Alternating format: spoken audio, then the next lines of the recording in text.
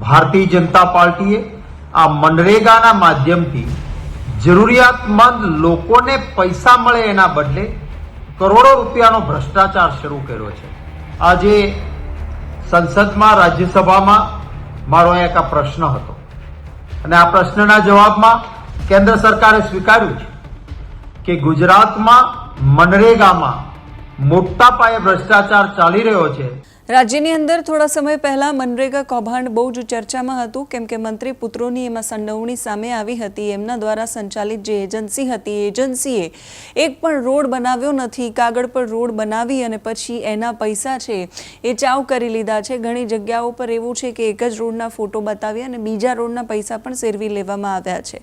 આ પ્રકારની કામગીરી જ્યારે કરવામાં આવી, એમના પુત્રોને, મંત્રીના પુત્રોને જ્યારે જેલના સળિયા પાછળ ધકેલવામાં આવ્યા, ત્યાર પછી બહુ જ બધી ચર્ચાઓ થઈ। કોંગ્રેસના રાજ્યસભાના સાંસદ શક્તિસિંહ ગોહિલે રાજ્યસભાની અંદર, સંસદની અંદર પ્રશ્ન પૂછ્યો મનરેગાની અંદર કૌભાંડ થતા હોવાને લઈને। સંસદમાં સરકારે ખુદ સ્વીકાર કર્યો કે મનરેગાની અંદર બહુ જ મોટા અને બહુ જ બધા કૌભાંડો થયા છે। શક્તિસિંહ ગોહિલ મુખ્યમંત્રીને સવાલ કરી રહ્યા છે કે મુખ્યમંત્રી, મંત્રીજીના દીકરાઓ કૌભાંડ આચરી રહ્યા છે અને હજુએ બચુભાઈ ખાબડ છે એ મંત્રી પદે યથાવત છે, તમે શું કરી રહ્યા છો? રાજ્યની અંદર આટલા મોટા પાયે કૌભાંડ ચાલે છે, રાજ્યની અંદર આટલા મોટા પાયે ભ્રષ્ટાચાર ચાલે છે અને તમે મૌન છો। આવું કેવી રીતે ચલાવી લેવાશે? આ સિવાય શક્તિસિંહ ગોહિલે શું પ્રશ્નો કર્યા, સરકારે શું જવાબ આપ્યા અને શક્તિસિંહ ગોહિલ સરકારને શું સૂચન કરી રહ્યા છે એ સાંભળીએ।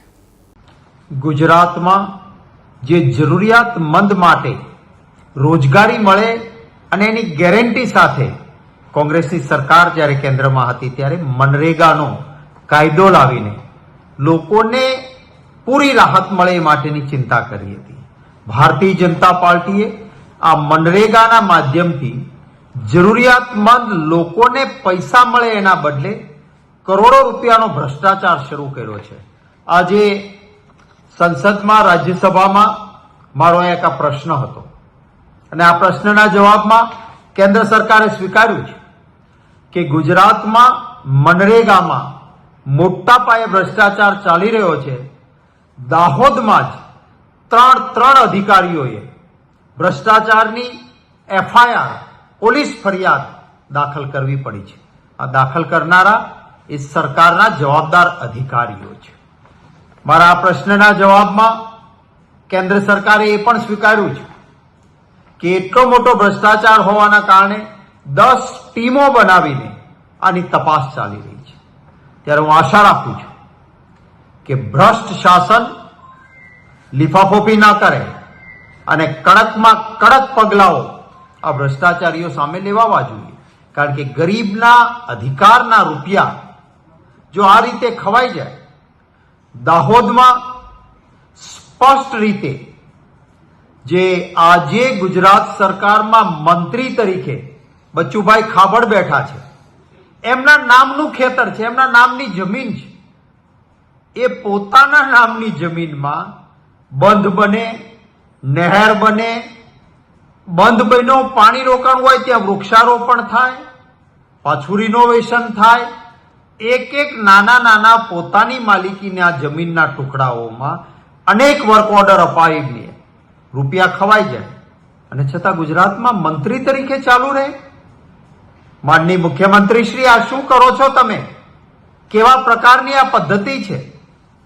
મનરેગાનો કાયદો સ્પષ્ટ છે, એની સ્કેડ્યુલ 1માં સ્પષ્ટ રીતે લખાયું છે કે કદાચ કોઈ પ્રાઇવેટ જમીનમાં નાનું કામ કરવાનું હોય તો એ વ્યક્તિ SC, ST અથવા નાનો સીમાંત ખેડૂત હોવો જોઈએ।